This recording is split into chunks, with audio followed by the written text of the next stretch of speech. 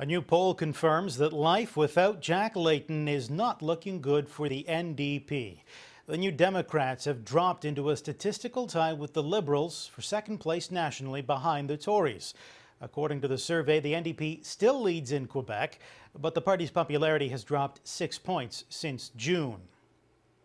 Joining us now to talk about what these numbers mean for the NDP and if they indicate a possible comeback for the Liberals is Amanda Alvaro, a Liberal strategist and Managing Director of Narrative Advocacy Media.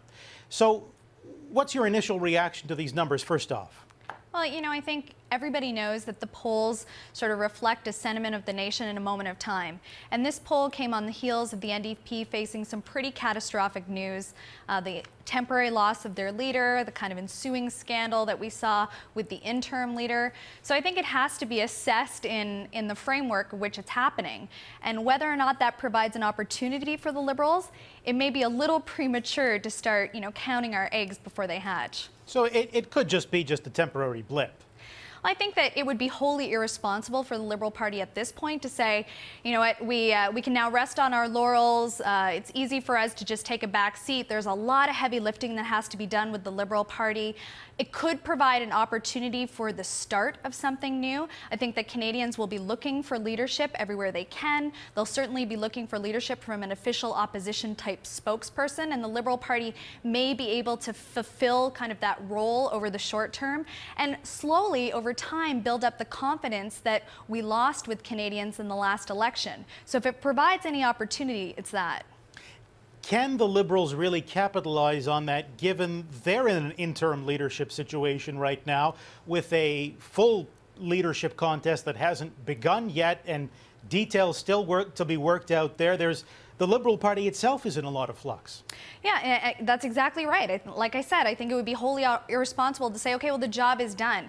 But I think that what the Liberal Party does have as an advantage is a longer period of time with an interim leader so that we can sustain a period of communication to Canadians that's not interrupted by a leadership race that's happening this fall, per se. So we have some time to start building up that confidence.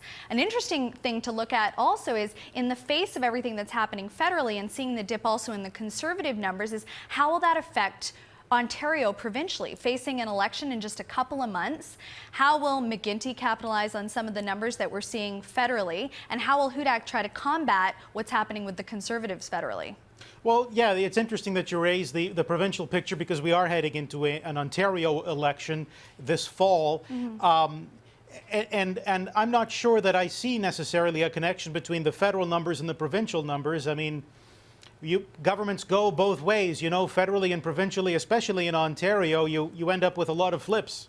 Yeah, it'll be interesting to see whether or not Canadians take what's happening, particularly on the NDP side, if they take what's happening federally and they feel some concern about the party as a whole, if we see some of that residual effect in the provincial election. But I think even more interesting than that is how Canadians are feeling about the Conservative Party. And will that have any residual effect on HUDAC?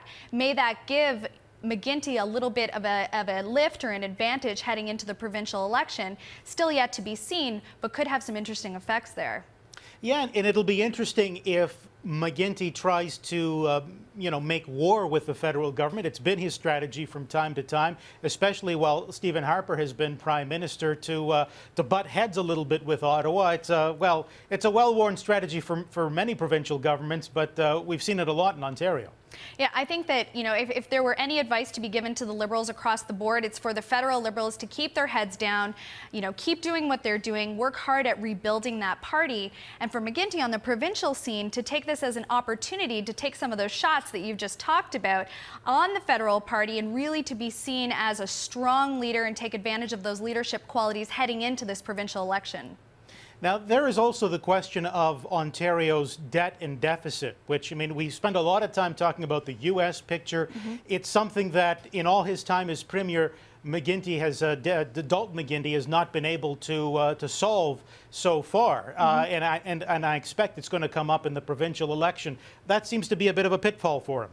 Well, you know, I think that what we're seeing, though, and we're seeing in the headlines, we're seeing it across the polls, is that Canadians are talking about a wide range of issues, from education to healthcare. We're seeing a lot of talk on the clean energy front. So there are a number of issues for both leaders to be talking about as they head into the provincial election. And it'll really come down to, you'll remember in the last election, education became the absolute hub of that entire election. So the core, what ends up becoming, you know, the crux of the election issue and topics is still yet to be seen. There's still a number of weeks before we head into that writ period, and people are playing ball. They're ready to start, you know, throwing the ball at each other to say what is going to be the topic that will pique Ontarians' interest and get them voting on election day. And do you think the debt and deficit issue might be a little spicier given Toronto's situation? Yeah, I think debt always remains, and the financial situation of the province and federally is always an issue that is talked about, but tends not to be the issue that drives the election results. Education, healthcare, some of those issues remain at the top of minds, particularly for families. Okay, interesting.